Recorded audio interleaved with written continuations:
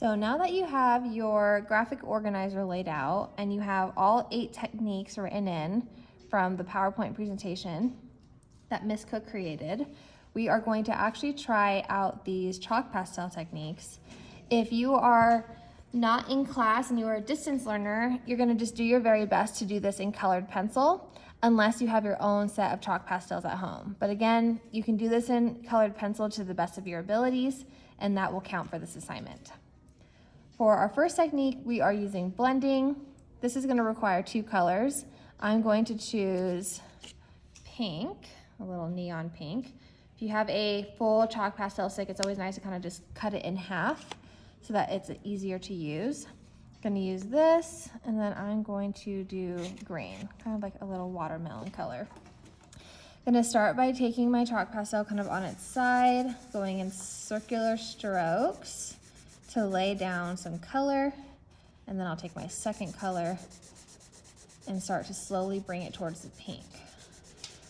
When you overlap your chalk pastel colors, they're gonna start to blend together, and we can get kind of like a little middle ground. Okay, you'll notice with chalk pastel, there's gonna be a lot of like dusties, I call them dusties, and kind of just set that up to the side, dust it off.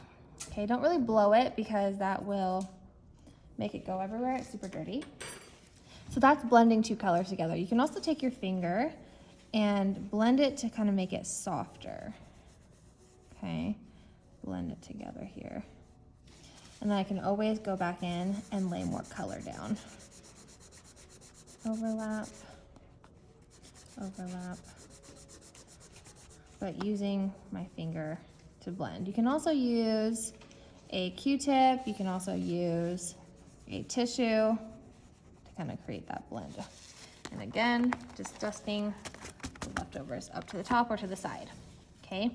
I'm gonna use different colors for each of my techniques just because I like to use a lot of different colors. For feathering, we're gonna just use the corner of our chalk pastel, like at the sharpest point, and you're gonna start by pressing down harder and then lifting up, okay? To feather. Now you can feather in long strokes or you can feather in shorter strokes, okay? You can use one color or you can mix in different colors, kind of layer to get some cool effects, okay? Taking in the lighter blue. This is gonna be really good for like fur or actual feathers or even maybe blades of grass, okay? Now with hatching, you're going to create repeated lines that go in the same direction. If I want to do diagonal lines, they're all going to go diagonal. If I want to do horizontal lines, they're all going to go horizontal. But with hatching, it goes in the same direction. Okay, and I'm going to use a different color on top. You can do that as well. Okay, but it all goes in the same direction. Okay, and the more lines you put down, the darker it's going to appear. Cross hatching, we're just taking it another step ahead, and we're going to not just layer them in one direction, but we're gonna layer them in a opposing direction. And the more lines you put down, the darker it will appear. Okay. You can also use multiple colors. You can always use more colors, the chalk pastels. Layer them on top of each other, okay? With scumbling, it's kind of using like a scribbling, like a controlled scribbling technique. And you're just gonna take your chalk pastel, and again, the more you put down, the darker it will look. Kind of go in small circular motions to kind of create a texture. Okay, and the looser it goes, the lighter it appears. Stippling, you're going to take your chalk pastel and you're going to create small dots. Now it's gonna create kind of like a rumble. But the more dots you put down, the darker an area will be. Now stippling really is just the repetition of small circles or dots. So if I want, I can just like slightly press down and create little dots as well. like this. I could even draw little circles, twisting back and forward. If you're using colored pencil, you'll most likely have to draw your little circles. But the more you put down, the darker an area becomes.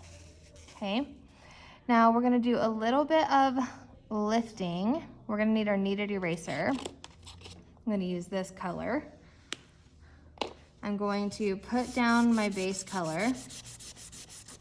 We're just gonna kind of fill this whole box as much as we can. Dust it off to the side. Okay.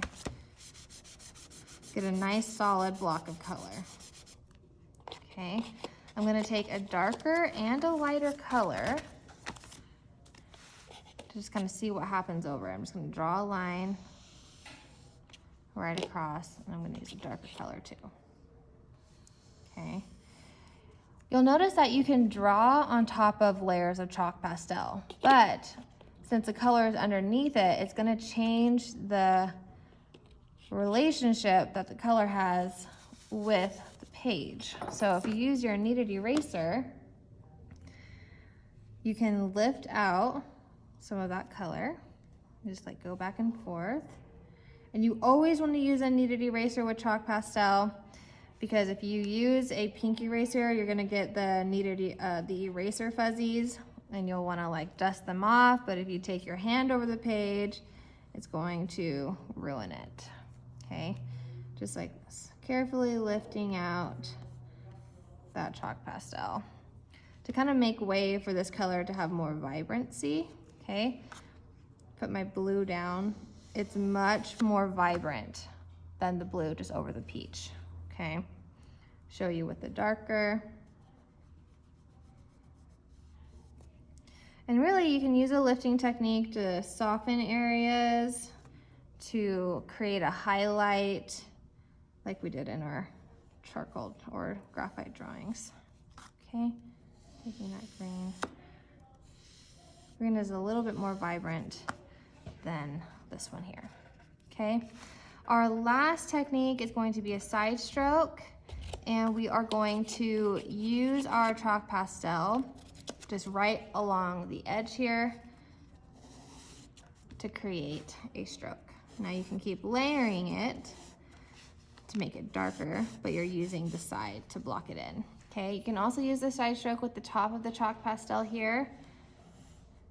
Again, being lighter or darker. The more you layer, the darker it will become, okay? And those are your chalk pastel techniques. We are going to be using these chalk pastel techniques in our final color emulsion project, so stay tuned.